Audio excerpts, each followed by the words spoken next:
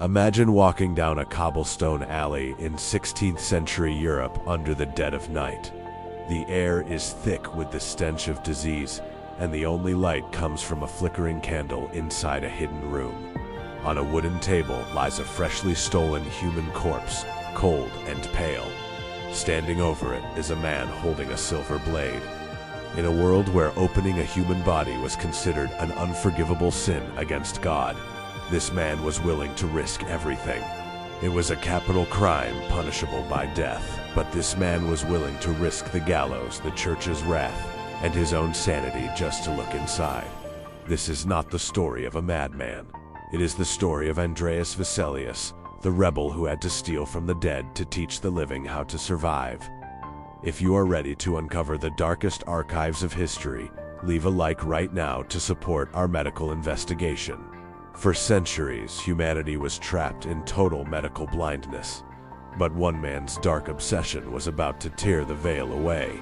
And yet, the medical establishment of his time would rather see him burn than admit that their ancient books were completely wrong.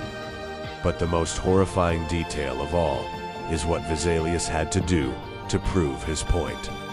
To understand how we escaped the Dark Ages, you must imagine the true price of our immortality.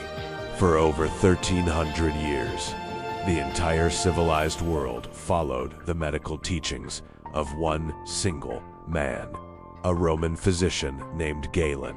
There was only one massive, terrifying problem. Galen had never actually dissected a human being.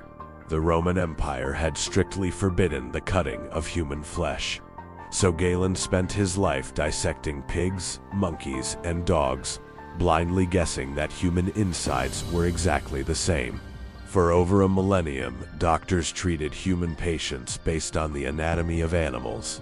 If you fell ill in medieval Europe, doctors would slice your veins to drain your blood, apply toxic mercury to your skin, or drill holes into your skull to let out corrupt humors, all because an ancient book said so. It was a system built on blind faith, filth, and systemic ignorance. Hospitals were dark waiting rooms for the grave. If you have a strong stomach for the darkest archives of human survival and want to uncover the hidden truths behind the world's greatest secrets, subscribe now to Morbid Medicine to unlock our weekly chapters. Don't forget to hit the notification bell so you never miss a disturbing case. Into this world of medical dogmas walked Andreas Vesalius. Born in Brussels in 1514, Vesalius was a young prodigy obsessed with the mechanics of life. While other children played, he dissected stray dogs, mice, and rats in his room, fascinated by the hidden machinery beneath their skin.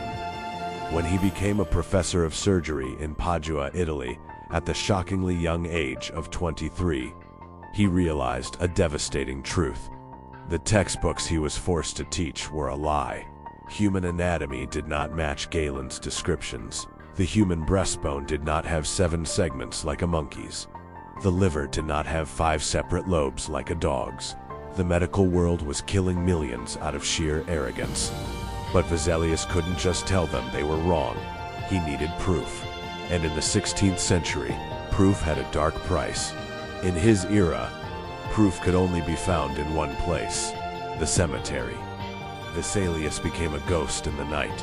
He forged secret alliances with local executioners and judges, who would conveniently schedule executions based on when the young doctor needed a fresh subject.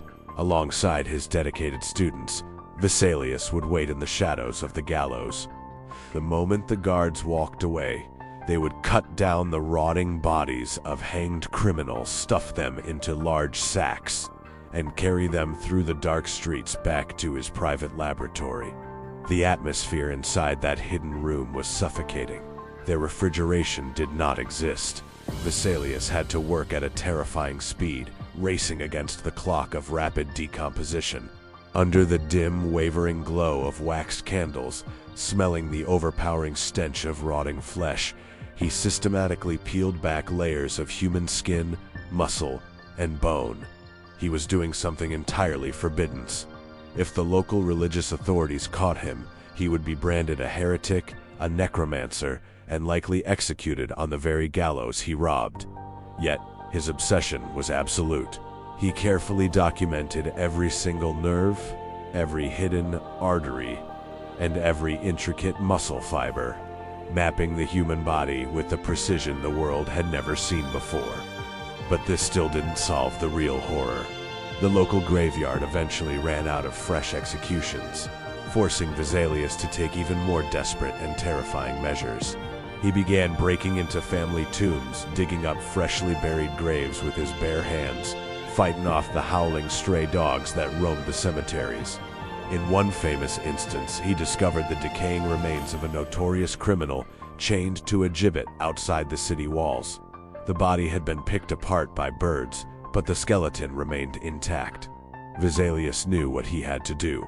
Vesalius climbed the structure in the dead of night, fought off the sickening smell, smuggled the bones piece by piece back into the city, and reconstructed the entire human skeleton. It was a masterwork born of pure sacrilege. Tell us in the comments, would you have the courage to rob a grave for the sake of science? Let us know your thoughts below. The turning point came in the year 1543. Vesalius gathered his years of stolen research, his secret drawings, and his revolutionary anatomical maps, and published a monumental book, De Humani Corporis Fabrica, on the fabric of the human body. It was an absolute masterpiece of both science and art. The pages were filled with highly detailed, breathtaking illustrations of human figures. These figures stood dynamically against Italian landscapes, slowly shedding their skin and muscles layer by layer to reveal the magnificent architecture within. It was the first time in human history that mankind could look into a mirror and see its true biological self. But the response from the medical elite was not praise. It was pure, unadulterated fury. The older professors, deeply entrenched in their centuries-old dogmas, refused to look at his evidence. They mocked Vesalius, calling him a madman, an arrogant youth, and a filthy grave robber. One of his former teachers even claimed that human anatomy hadn't been misdescribed by Galen, but rather that the human body itself must have mutated since Roman times. They believed the body changed just to avoid admitting Galen was wrong. The backlash was so toxic, and the religious pressure so terrifying, that in a fit of absolute despair and rage, Vesalius burned many of his remaining unpublished scientific notebooks, destroying priceless medical research forever. If you think his rivals were blinded by arrogance, drop a like on the video. He left academia and spent his final years serving as a royal physician, but his dark past eventually caught up with him. A terrifying legend persists that during a private autopsy on a Spanish nobleman, Vesalius made a horrific mistake. As he pressed his blade into the chest cavity, the patient's heart supposedly gave a single sudden throb. He was dissecting a man who was alive. Horrified, the family accused him of murder and turned him over to the dreaded Spanish Inquisition. To escape the death penalty, Vesalius was forced to undertake a grueling pilgrimage to Jerusalem as penance. He would never return home. On his journey back, his ship was wrecked, and the greatest anatomist of the Renaissance died alone, starving on a desolate Greek island at the age of 50. Today, when you walk into a clean, sterile modern hospital, when you take an antibiotic, or when a surgeon successfully repairs a broken bone, you are experiencing a reality that was paid for in the shadows of the Renaissance.